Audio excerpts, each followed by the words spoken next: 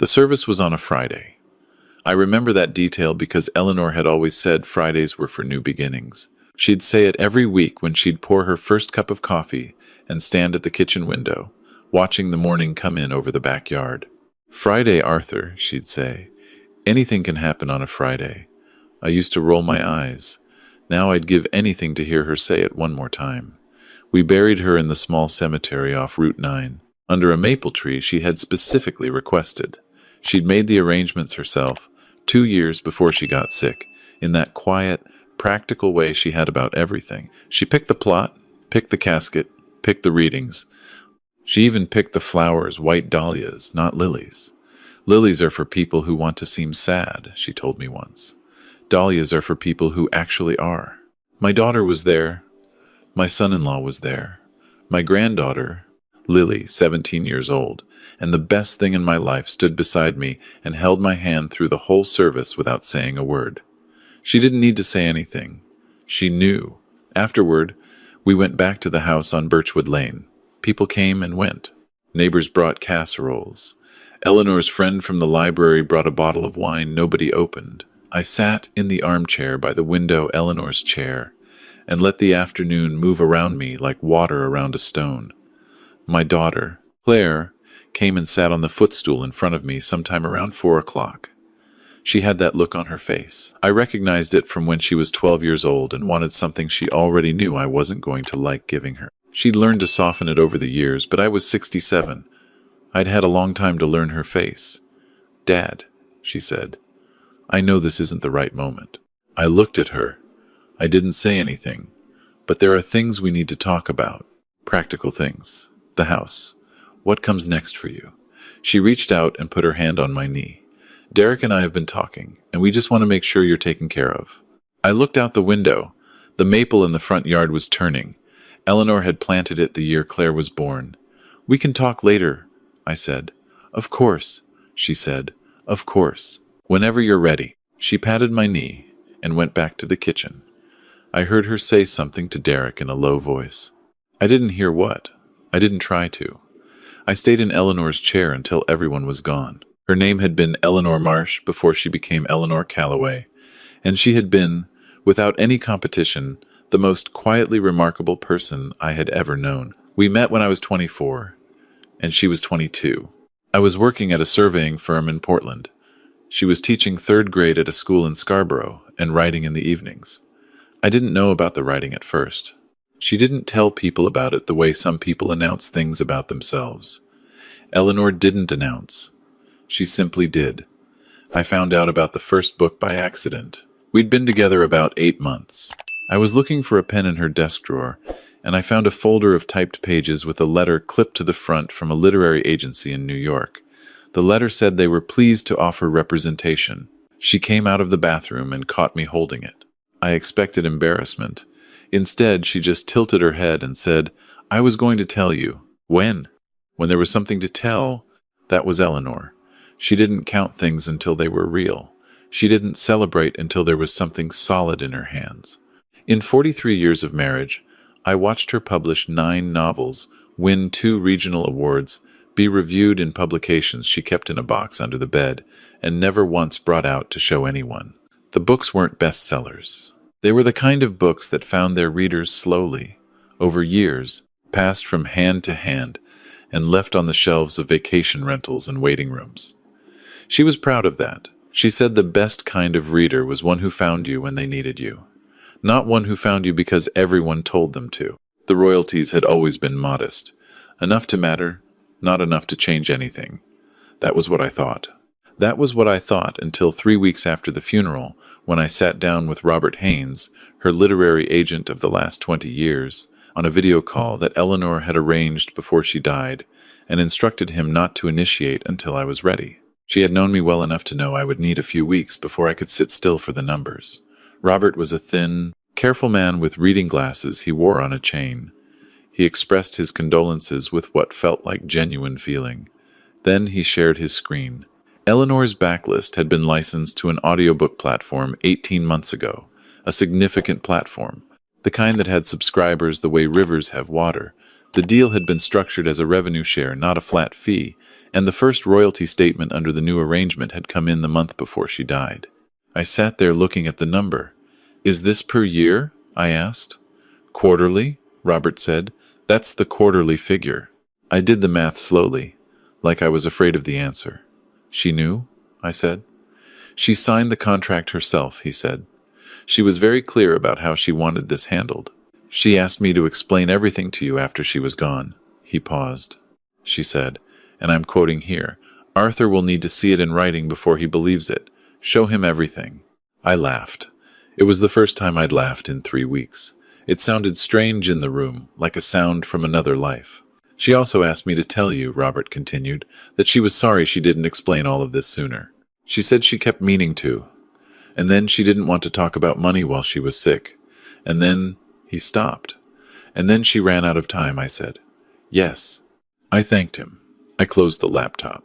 I sat in the study for a long time, surrounded by her books in their rows on the shelves, the spines facing out in the order she'd put them, which was not alphabetical and not chronological, but some system only she had ever understood. I never rearranged them. I still haven't. Claire called 2 days later. She had a way of spacing things out that she thought was strategic. She'd learned it from her mother, actually, but she used it differently.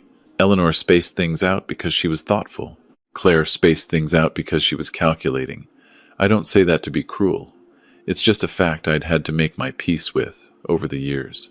My daughter loved me the way some people love a house they grew up in, with possessiveness and without much thought for what it was like to live inside. "Dad, how are you doing? Are you eating?" "I'm eating. I worry about you in that house by yourself. It's such a big house for one person." "It's not that big, Claire. 3 bedrooms, Dad." "You're one person. I know how many bedrooms I have." A pause. I heard her breathe in the way she did before she changed direction. "Derek and I have been looking at some options. There's a community. It's not a nursing home. It's really more like a resort, honestly about 20 minutes from us in Westbrook. We toured it last week. The apartments are beautiful. They have a pool, Dad. And activities. And people your age." I let her finish.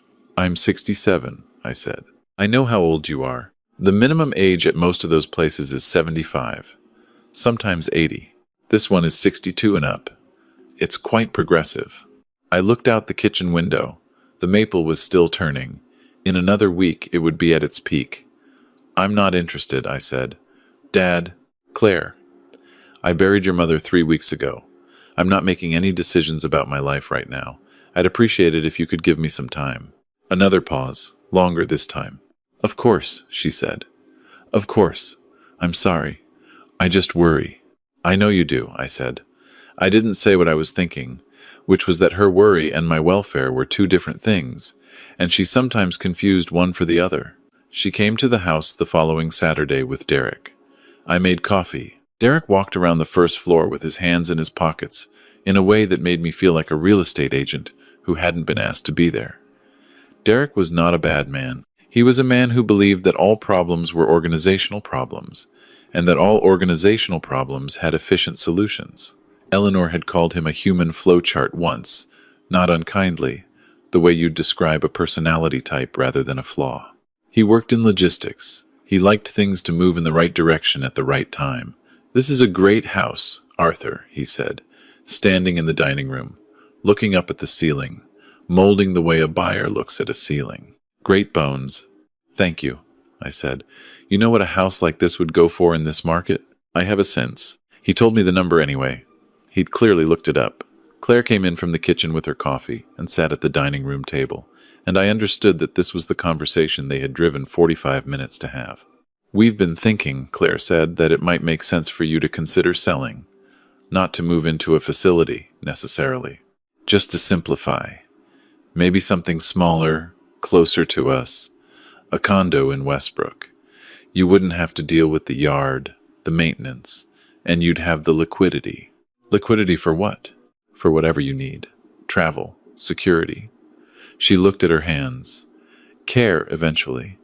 Medical care can be expensive, Dad. Mom's last 2 years were expensive." That was true. I didn't argue it. "I'll think about it," I said. And I was thinking about it. just not in the way they meant.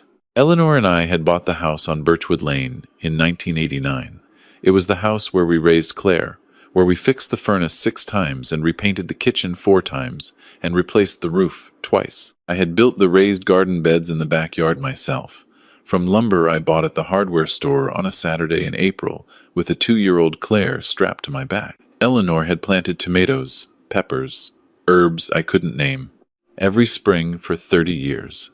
The garden was still there. I hadn't touched it since August.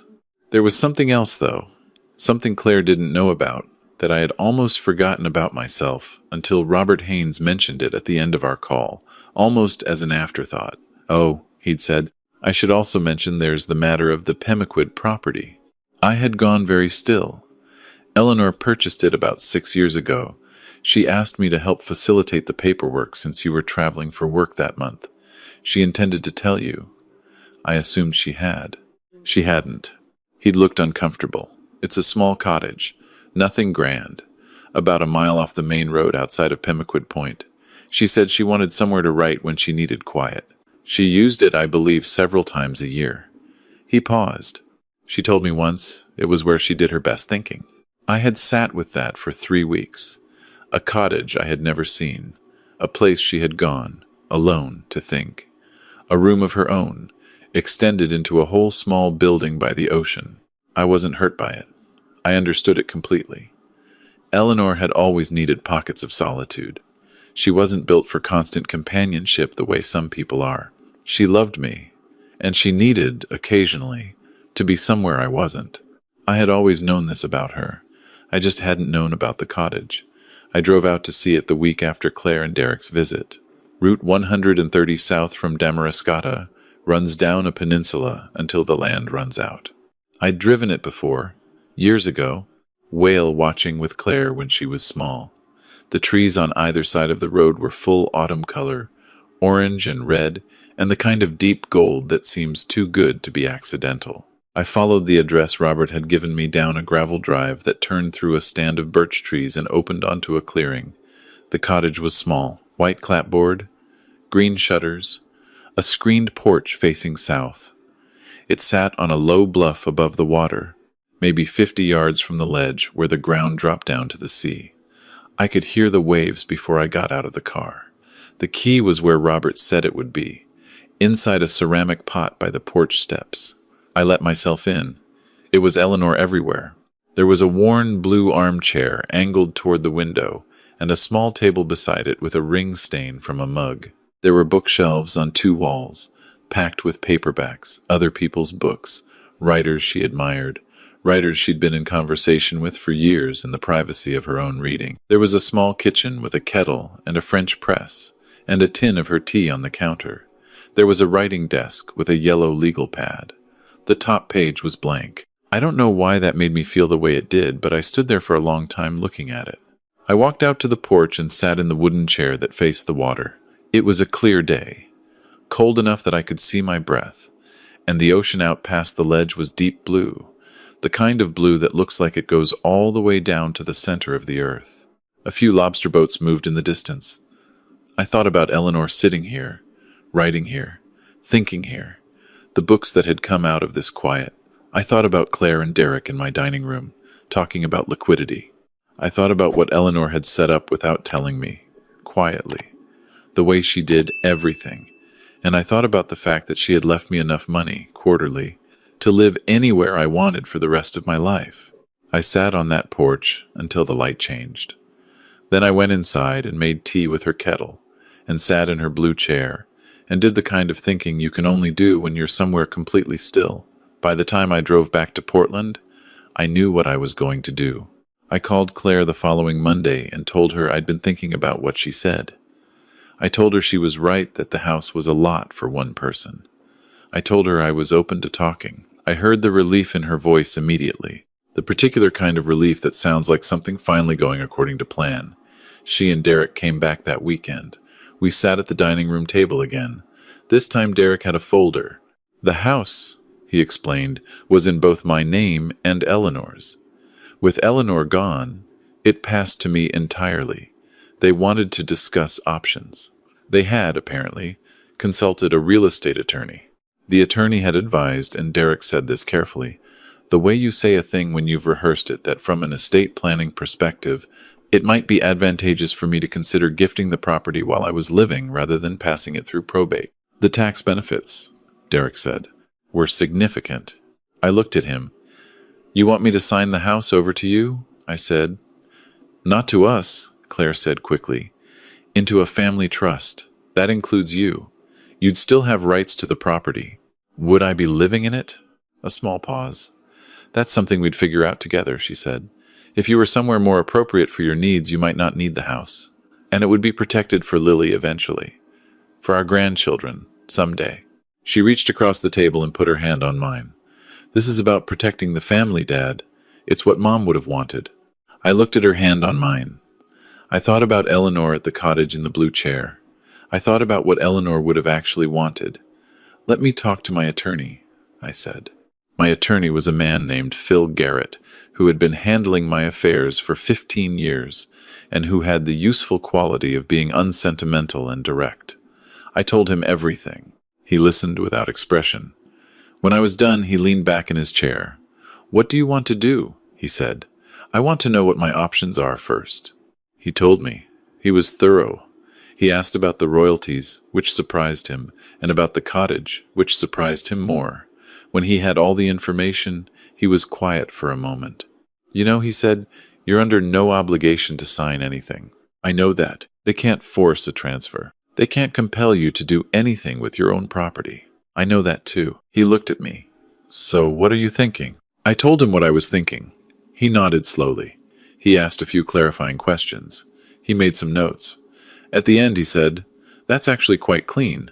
Eleanor set this up well. She set everything up well, I said. I just didn't always know about it.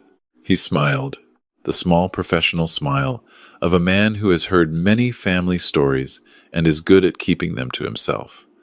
I asked Claire and Derek to come back the following Saturday. I told Claire I'd made a decision. Again, I heard that relief. They arrived at 10 in the morning. I had coffee ready. I had Phil's paperwork on the table. I had also, the night before, had a long conversation with my granddaughter Lily, who was old enough to understand most things and honest enough to tell me what she actually thought. She'd listened to everything I said, and at the end she just looked at me and said, Grandpa, do whatever makes you happy. That's what Grandma would say.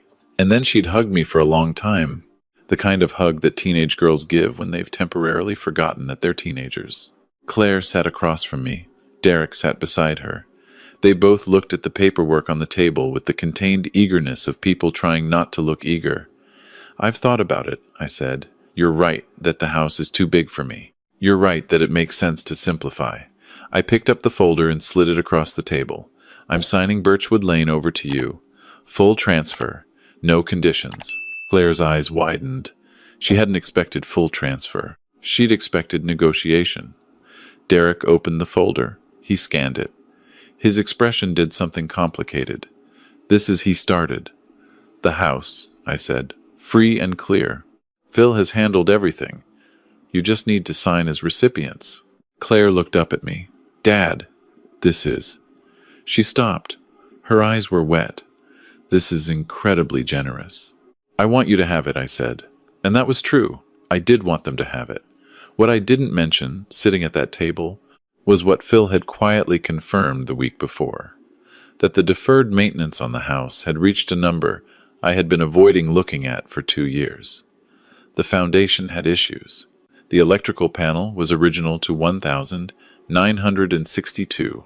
The roof I'd replaced was showing problems in the underlayment that the inspector had flagged. There was a remediation situation in the basement from a slow leak that had gone undetected the winter Eleanor was sick. The house on Birchwood Lane was, underneath its good bones and its real estate market value, an expensive and complicated problem that would take years and a significant amount of money to resolve before it could be cleanly sold. I had been aware of this in the way that people are aware of things they love that are deteriorating. I hadn't dealt with it because I hadn't wanted to deal with it. And because Eleanor had been sick, and then because Eleanor had been gone, and because there had always been something more immediate. But now it was Derek and Claire's problem. And I wish them well with it. I want to be clear about something. I wasn't acting out of bitterness.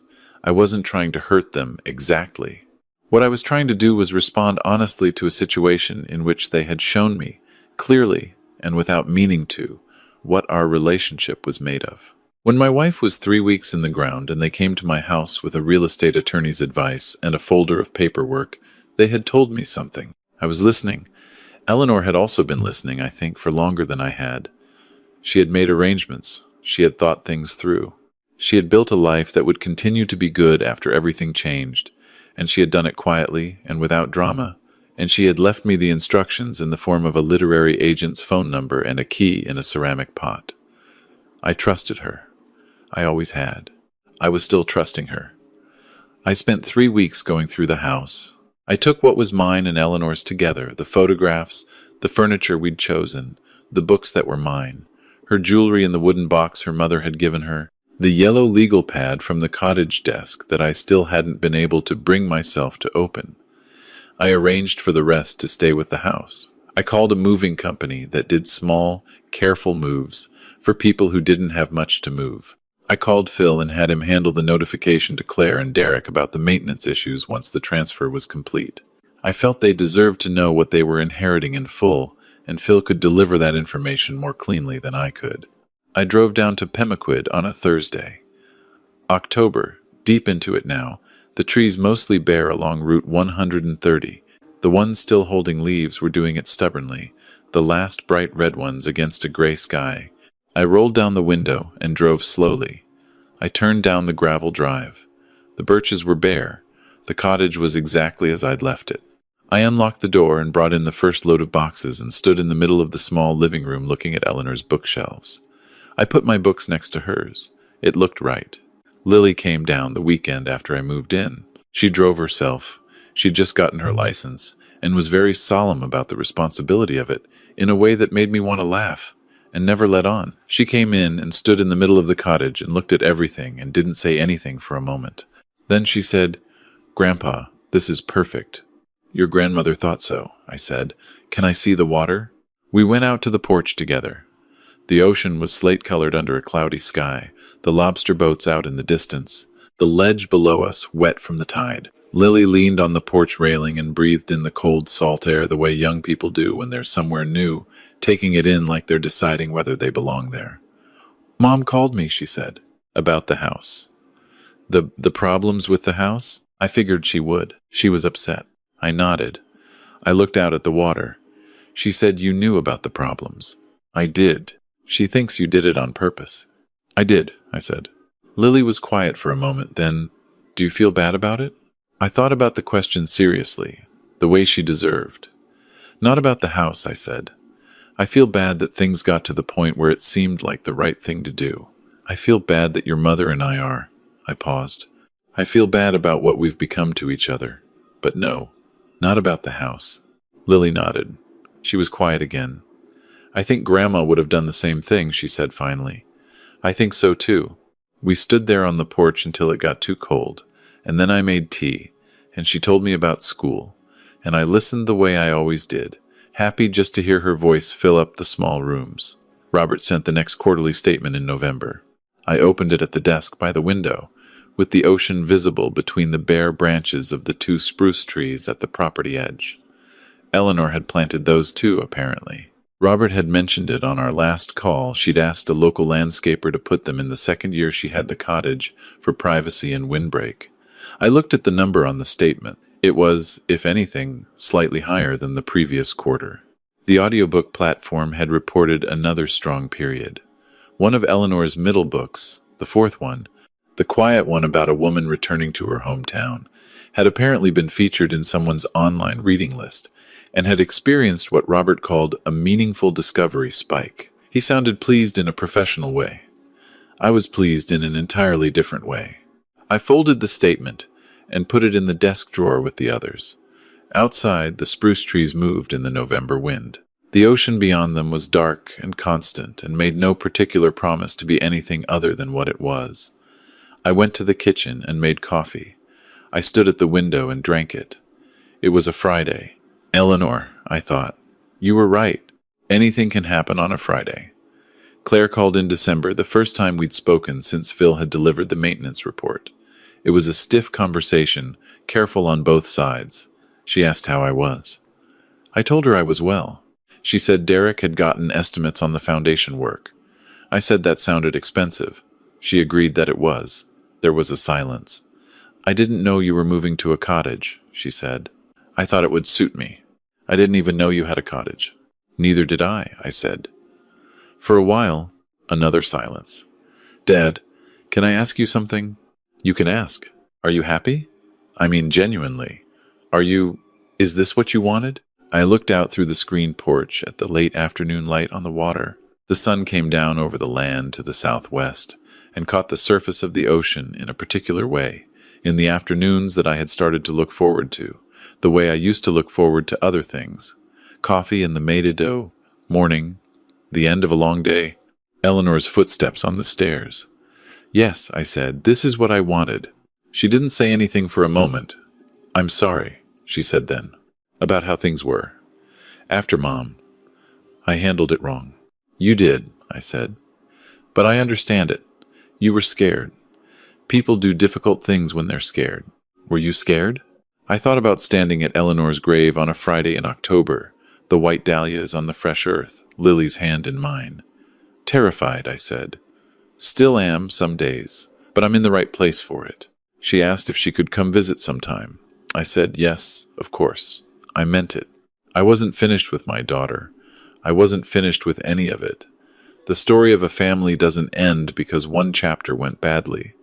It just keeps going, in new rooms, in new light. I went out to the porch after we hung up. The last of the afternoon sun was going. The spruce trees were dark against the orange sky. Somewhere out past the ledge, a seal surfaced and went back under. I sat down in the wooden chair and stayed there until the stars came out, which took a while, and was worth it. Eleanor had known about the stars here. She had known about all of it, the chair, the morning kettle, the tide coming in at dusk, the royalties arriving like letters from a life she'd been building quietly for 40 years while I rolled my eyes every Friday at her optimism. She had known, and now I knew, and the ocean didn't care either way, and that was, I had decided, entirely enough.